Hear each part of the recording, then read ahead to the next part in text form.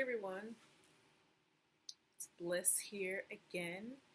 Um, Good morning, good afternoon, good evening, whatever time it is where you are. Hope you are having a fabulous day, fabulous summer day. It's really nice here where I am today. Today, what I really want to talk to you all about is putting religion in dating, and how you need to stop doing that. Okay, putting religion in dating. All right, spirituality, that needs to be in dating. Spirituality needs to be considered in everything that we do. Why? Because we are all essentially spirits in meat suits, right? So everything we do is going to just by default have a spiritual aspect, right? But religion is something that humans made up. Why did we make it up? Uh, why did we make it up? Humans made up religion in order to really get a grasp on spirituality, right? So, for that reason, is why religion often lends itself to a lot of error, a lot of confusion, a lot of just these ideals that just do not align with what's best for ourselves, what's best for society as a whole. It just, when people are left in charge, really interesting things happen. Interesting meaning not so good, right? So, taking religion out of dating, right? So I grew up with an evangelical, non-denominational, apostolic, and Baptist background, all wrapped up into one. In different stages of my life, I was in certain environments, but one of the prevailing kind of ideas in all of these were purity culture, right? And so I would say that the heyday of purity culture, because it still very much exists, but I would say that it really reached a kind of fever pitch in the 90s, maybe early 2000s, in part because of a book by a man by the name of Josh Harris. I Kiss Dating Goodbye is the name of the book. Now, a couple interesting things about Josh Harris. One was that he was a teenager when he initially wrote the book. And then, two, now that he is a much older guy, I'm guessing his 40s or 50s now, he has actually completely left the church, denounced the book, has pretty much said that everything in the book was bullshit. I don't know if he used those actual words, but that's pretty much what they amount to. And that, he does not lend himself to any of those ideas that he put in the book. Unfortunately, many churches have taken to using that book to kind of further a lot of patriarchal agendas. The interesting thing about this, too, is that a lot of these ideals that we have about men and women didn't necessarily originate in the church, but they do serve their purpose and function to kind of keep people in check, right? So that's why we kind of have a lot of these ideas in society at large in some ways. And even though a lot of people, they look at Christians and Christianity as a whole and say, y'all be doing some crazy stuff. I'm like, yeah, they take a lot of things off the deep end, but you'll still find the spirit of a lot of these ideas in society as a whole, in terms of gender and roles in society and things like that, right? So here we go. Purity culture. What is purity culture? Purity culture is the idea that women must keep themselves sexually pure in order to be the best mates for their husbands. So, backing up a little bit, informing this idea the is also the idea that womanhood and wifehood, I don't know if wifehood is a word, but it is now, but womanhood and wifehood are one and the same, right? That is what women are taught. You are taught that being a wife and being a woman is one and the same. Men do not get that teaching. They're not taught that, right? But women, we are taught from little girls to prioritize relationships, to prioritize getting married. It is in our best, as far as religion is concerned, is within our best interest to be married, because that is God's will for our lives, to be married, to have a husband that we submit to have children also that are raised in the church, raised to be little soldiers for Christ. The idea is that that is what your role is, and it's also kind of reinforced by other ideas found in the Bible in terms of what a woman's role is, right? Women are called helpmeets. That is, we're told that is your destiny, is to be a helpmeet. So these are just some of the ways in which being a wife is drilled home. Being a wife and being a woman is just kind of intertwined when it comes to women and our identities. And that is very problematic for several reasons, right? One is because, when we're learning all these things initially, we're little girls. We're not wives, right? We are little girls with identities. In addition, we are not promised anyone. That's actually a really weird idea, right? We are fully autonomous human beings. We can make the choice to be partnered or married. And it has nothing to do, it has no bearing on your identity, right? Or at least it's not supposed to. And then in addition, you don't really have any control over whether or not someone wants to be with you, right? Whenever I'm asked why I'm single, which I think is a really interesting question, the answer I give now is the reason why I'm single is the same reason why you're not.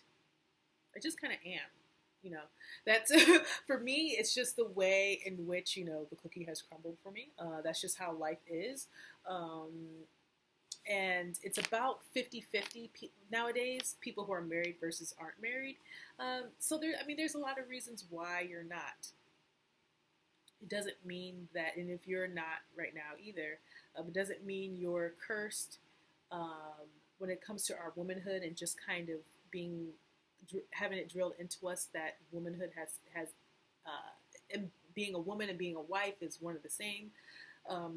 Even though I don't really have any memories of thinking that specifically, on a subconscious level, we do believe that. How do I know? Just the panic we feel when you start approaching the age of 30, or even the age of 25 for me, right? Women are really taught by the church and by society at large that our identities is really wrapped up in our ability to be the partner that a man wants, our ability to have children, our looks. Once your looks start going, honey, you really start losing value, right? It's just really wrapped up in a lot of things that don't necessarily benefit women. But being concerned about all these things does benefit men, right? And that's where the society at large thing comes about, right? And so I say all of this to say, when it comes to dating especially, you have to understand that the church is lying to you, right? The church is lying to you. part of this idea that our womanhood and being a wife is wrapped up into one is this idea that your husband is just going to find you. You don't need to do anything. In Proverbs it says, a man who finds a wife finds a good thing. So you don't have to do anything, right? Just sit here and just kind of bask in your identity of being a woman and a wife, right? Yeah, that's a total lie. In fact, the reason why it even says a man who finds a wife finds a good thing is because in ancient Israel, they were considered cursed if they didn't get married by a certain age, men. Even the prophet Jeremiah, he was considered cursed because he was unmarried, right? It was not a good thing to be unmarried. To be married meant that you received a exchange in order to, or you participated in an exchange, your family, in order to get your wife, right? Women were considered property. Women were valuable.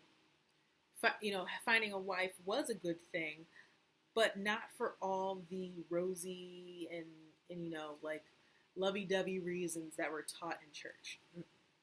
It was finding a wife was a good thing because it was essentially finding a good business transaction was a good thing, right? It was beneficial for them, and even in modern days too, marriage is something that does benefit men in many ways than it does women.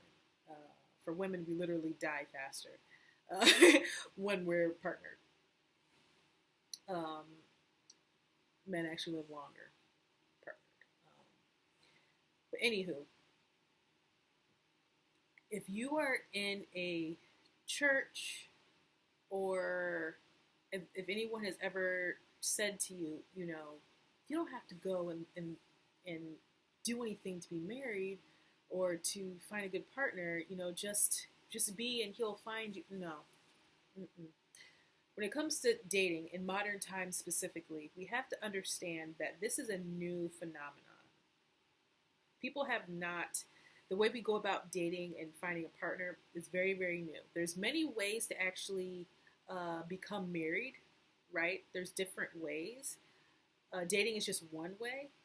There's also arranged marriages, there's common law marriage. There's a lot of different ways to actually become married, right? And the way modern dating works, and the interesting thing about modern dating too is the way in which it kind of operates actually kind of skews more to, the ways in which men have historically chosen brides, which I find very fascinating. Just the way in which it kind of operates, because women, we didn't really have that much of a say in the choosing process in centuries and millennia past. This, like I said, it was very much a business transaction when it came to women.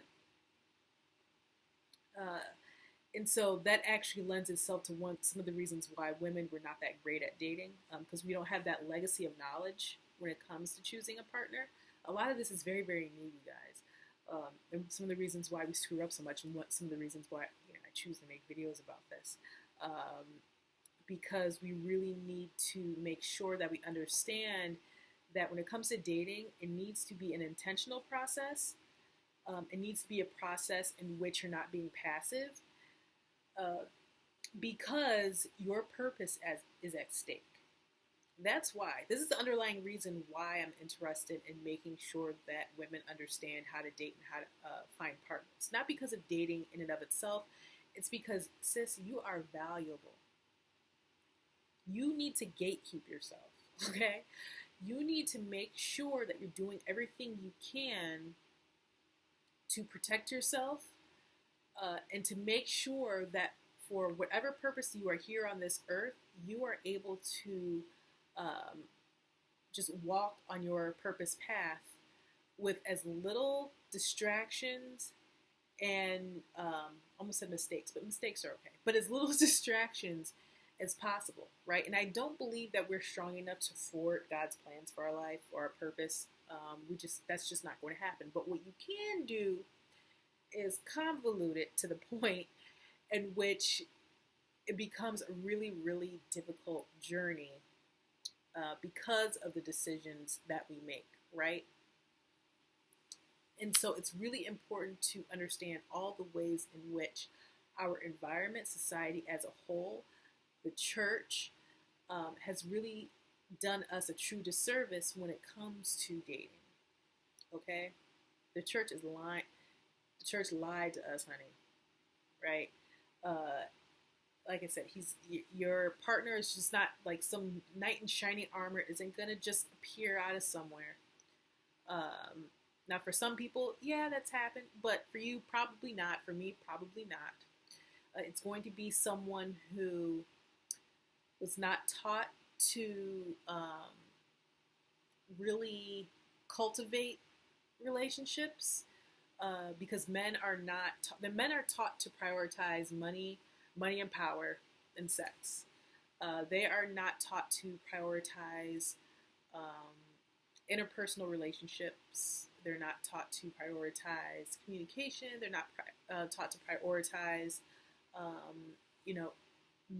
managing the character traits necessary to really show up in relationships well. How do I know? Just go and look at the reasons why women divorce. I know that a lot of men like to tout, women initiate, this percentage of divorces, and then, but actually go and look to see why that is. When you look at the reasons why, it is because a lot of women out here, we have this idea that just because someone is a good person and because they love you, that means that they're ready to take on this, assignment or mantle or whatever you want to call it, this role of being a husband, and that is not the case. Partnering well and dating well all boils down to being intentional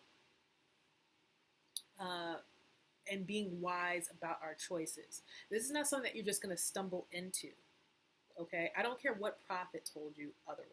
I don't care what your pastor said. This has to be an intentional process. Dating is something that you have to go out and do. You have to go out and make sure that the person that you are choosing and the person that you're with is actually compatible for you. This is work on your part. You can't just be out here, this is, no. Mm-mm. That is a great way to invite a lot of heartache into your life. This is a great way for you to wonder, wait, what is my purpose? What am I supposed to be doing? Or even worse, knowing what you're supposed to be doing, but not being able to do it because you're stuck with this decision of choosing someone who you probably shouldn't have been with, because you were taught that your identity, being a woman and being a wife are one and the same, and that is not the case. You are a human being first and foremost. Human being with an assignment, a human being with a sense of self, a sense of purpose, a sense of agency about yourself, right? You are a woman first and foremost, and any other identity that you may pick up has to be your choice in doing so, right? You're not just automatically a helpmate. And I that too, but like I said, I'm a single woman, but he's gonna help me too. Shoot, like, you know what I'm saying? This ain't this one way street out here, right? But also, again, this is something that you have to choose for yourself. You're a woman first and foremost. If you choose to become a wife, okay, that's something you chose for yourself. But it's not an automatic thing, all right? We're taught that as little girls, that your knight in shining armor, your prince is gonna come, your I jumped because I thought my computer was doing something crazy. You know, that your and that these Disney movies are going to come to fruition for you. No, I'm sorry, but that's a great way um, to be heartbroken. Okay, the church lied to you, honey. Society at large is lying too. But for church girls, for good girls, quote unquote good girls, um, who grew up with one idea, turns out that it's not true. All right, Boaz ain't coming. The story of Boaz is a really interesting one. That's another video for another day, but it is not this sweet story that has been taught to us. The story of Ruth and Boaz. Boaz was probably in his 80s. Ruth was probably like in her 30s. That's just that's just a little bit of the full story, right? Um, but we have to make sure that we are intentionally all okay. I love you. You know me all that, y'all. All right. Um, make sure that you are being your best cheerleader, best bodyguard. That if ain't nobody else gonna protect you, you are protecting you. All right. So the Divine Dating Workshop is out. I'll have links down below for that. Please follow me on Instagram. Make sure that you are subscribed to my channel. Please subscribe. I love you. Make sure that you get on my email list for other courses and events and all sorts of things that are coming out, y'all. Just make sure we stay connected, okay? All right, let's stay connected. So until then, thank you so much for watching. I'm Bliss Alexandria, Master Abundant Life Coach. And yeah, until next time, y'all. See ya.